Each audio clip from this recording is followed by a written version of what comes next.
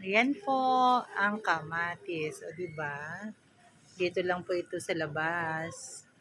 Nakikita niyo ang daming bunga. Iyan.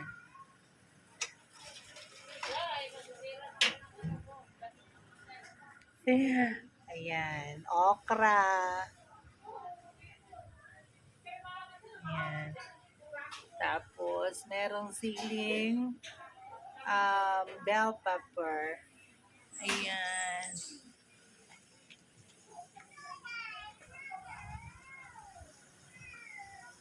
Ito ang nakakatuwa. Ang dami niyang bunga.